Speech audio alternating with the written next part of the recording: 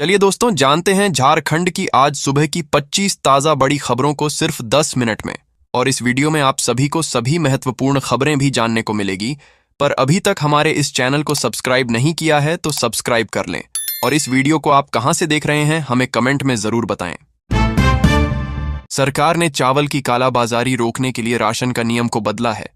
आगरा और अलीगढ़ मंडल में अब प्रति यूनिट 3 किलो गेहूं और 2 किलो चावल मिलेगा। पहले लोग क्या करते थे कि ज्यादा चावल मिलने से लोग उसे बेच देते थे। यह नई व्यवस्था फरवरी से लागू होगी। अंत्योदय कार्ड पर 21 किलो गेहूं और 14 किलो चावल मिलेगा। रांची समेत झारखंड के आसपास के जिलों में 30 जनवरी तक ठंड से राहत मिलने की संभावना है। मौसम विभाग के अनुसार न्यूनतम तापमान में 2 से 3 डिग्री सेल्सियस की बढ़ोतरी हो सकती है। अगले 5 दिनों तक मौसम शुष्क रहेगा। दिन में हल्की गर्माहट रहेगी और सुबह शाम की ठंड का असर कम होगा। रांची समेत झारखंड में सोने की कीमतों में बड़ी गिरावट और चांदी के भाव में तेजी आई है।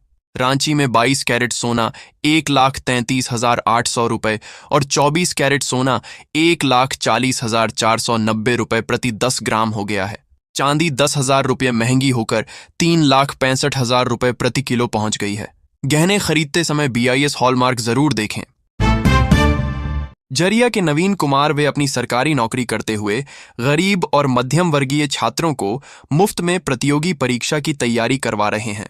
वे दिन में अपनी ड्यूटी पूरी करने के बाद सुबह और शाम छात्रों को SSC, रेलवे और बैंकिंग की कोचिंग देते हैं। उनका मकसद झरिया के प्रतिभाशाली बच्चों को बिना फीस के मार्गदर्शन देकर अफसर बनने का मौका देना है।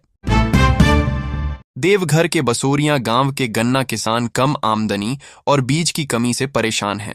वे पारंपरिक तरीके से गुड़ बनाते हैं, लेकिन जलावन और संसाधन न होने से उत्पादन कम और गुड़ की गुणवत्ता खराब हो जाती है। जिला कृषि विभाग ने कहा कि भविष्य में गन्ना किसानों के लिए विशेष योजना और सहायता की व्यवस्था की जाएगी। टाटा स्टील झारखंड में 11,000 करोड़ रुपए का निवेश करेगी। 2028 से 2029 तक 4 प्रोजेक्ट धरातल पर उतरेंगे। शून्य carbon project 7,000 crore, tin plate 2,600 crore और कोम्बी मिल 1,100 करोड़ का निवेश होगा। कंपनी शिक्षा, स्वास्थ्य और कौशल विकास में काम कर रही है। झारखंड की मंत्री शिल्पी नेहा तिर्की ने कहा कि पेसा कानून से ग्राम सभा को असली अधिकार मिलेगा। उन्होंने कहा कि 26 जनवरी को ग्राम सभा कर मनरेगा को पुराने रूप में लागू करने और मजदूरी 400 रुपये करने का प्रस्ताव पास होगा। मंत्री ने केंद्र पर मनरेगा कमजोर करने का आरोप लगाया और SIR में सतर्क रहने की अपील की। पलामू में गणतंत्र दिवस समारोह में वित्त मंत्री राधाकृष्ण किशोर ने कहा कि झारखंड की सभी लड़कियों को 10-10 हजार रुपये सहायता दी जाएगी। इसका प्रस्ताव तैयार है और केंद्र से मदद मांगी गई है। उन्होंने धान खरीद बढ़ाने, विशेष केंद्रीय सहायता फिर शुरू करने और सिंचाई सुविधा बढ़ाने की जरूरत बताई। समारोह पुलिस स्टेडियम में हुआ। अधिकारियों ने परेड और झंडोत्तोलन किया। जामताड़ा में स्वास्थ्य मंत्री इरफान अंसारी ने मुख्यमंत्री हेमंत सोरेन के विदेश दौरे पर भाजपा की बयानबाजी पर जवाब दिया। उन्होंने कहा कि आदिवासी मुख्यमंत्री का विदेश जाना और सूट पहनना भाजपा को नहीं पच रहा है। मंत्री ने कहा कि राज्य के विकास के लिए विदेश दौरा जरूरी है। साथ ही शिबू सोरेन को भारत रत्न देने की मांग दोहराई। असंगठित श्रमिकों और छोटे व्यापारियों के लिए केंद्र सरकार ने विशेष पंजीयन अभियान शुरू किया है। यह अभियान 2 चरणों में होगा। शहरों में 15 जनवरी से 15 फरवरी और गांवों में 16 फरवरी से 15 मार्च तक पंजीयन होगा। 18 से 40 वर्ष आयु वाले लोगों को योजना का लाभ मिलेगा। 55 रुपये से 200 रुपये जमा पर 60 वर्ष बाद 3,000 रुपये पेंशन मिलेगी।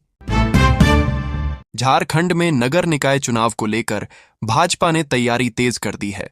रांची, पलामू और देवघर में मेयर पद के लिए सबसे ज्यादा दावेदारी आई है। चुनाव भले गैरदलीय हों, लेकिन भाजपा कार्यकर्ताओं को मैदान में उतारेगी। पार्टी सर्वे करा रही है और फरवरी के पहले हफ्ते प्रत्याशियों की सूची तय की जाएगी। गणतंत्र दिवस की पूर्व संध्या पर प्रधानमंत्री नरेंद्र मोदी की सरकार ने झारखंड के पूर्व मुख्यमंत्री शिबू सोरेन को मरणोपरांत पद्म भूषण सम्मान देने की घोषणा की है।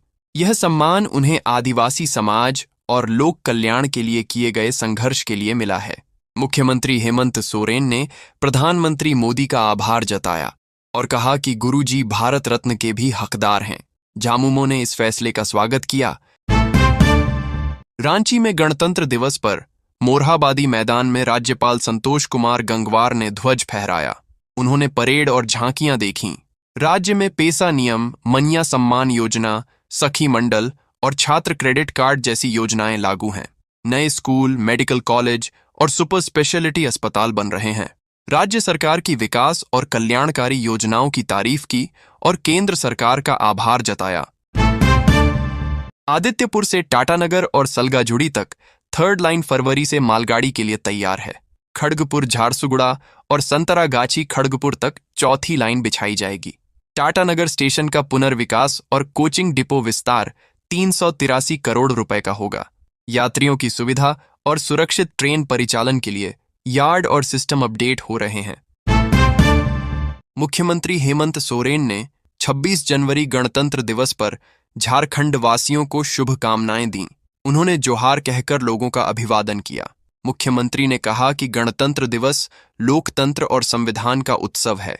यह दिन हमारे लोकतांत्रिक मूल्यों को मजबूत करता है। उन्होंने सभी नागरिकों से संविधान निर्माताओं और शहीदों के सपनों को साकार करने के लिए एकजुट होकर काम करने की अपील की। पूर्व मुख्यमंत्री बाबूलाल मरांडी ने कहा कि झारखंड में विकास कार्य धीमे हैं, इसकी जिम्मेदार राज्य सरकार है। उन्होंने आरोप लगाया कि सरकार राजस्व बढ़ाने के बजाय निजी फायदे में लगी है। केंद्र से पैसे नहीं मिलने के आरोप को गलत बताया। निवेश के दावे भी खारिज किए। मरांडी ने कहा, सरकार 1 साल में कोई ठोस काम नहीं दिखा सकी। रांची के शहीद चौक स्थित शहीद स्मारक में गणतंत्र दिवस समारोह हुआ। राज्यपाल संतोष गंगवार ने तिरंगा फहराकर शहीदों को श्रद्धांजलि दी। यह स्मारक उस समय की याद दिलाता है जब आजादी की लड़ाई शुरू हुई थी। वर्ष 1857 और 1858 में अंग्रेजों के खिलाफ लड़ते हुए ठाकुर विश्वनाथ शाहदेव और पांडे गणपत राय ने अपनी जान दी थी। समारोह में लोग बड़ी संख्या में मौजूद रहे। शहर और कोल्हान क्षेत्र के मरीजों के लिए राहत की खबर है। MGM अस्पताल में जल्द ही कैंसर और न्यूरो विभाग का इंडोर इलाज शुरू होगा। कैंसर वार्ड में शुरुआत में 10 बेड रहेंगे, जिसे आगे बढ़ाया जाएगा। न्यूरो इंडोर शुरू होने से ब्रेन स्ट्रोक और मिर्गी के मरीजों को भर्ती इलाज मिलेगा। अब मरीजों को बाहर नहीं जाना पड़ेगा। जमशेदपुर में पूर्वी सिंहभूम जिला मारवाड़ी सम्मेलन ने 77वें गणतंत्र दिवस पर ध्वजारोहण कार्यक्रम आयोजित किया। जिला अध्यक्ष मुकेश मित्तल ने झंडा फहराया और सभी ने राष्ट्रगान गाया। उन्होंने संविधान की एकता और महत्व पर बात रखी। कार्यक्रम में कई पदाधिकारी और सदस्य मौजूद रहे। झारखंड में मतदाता सूची के विशेष गहन पुनरीक्षण के तहत 72% मतदाताओं का मिलान पूरा हो चुका है।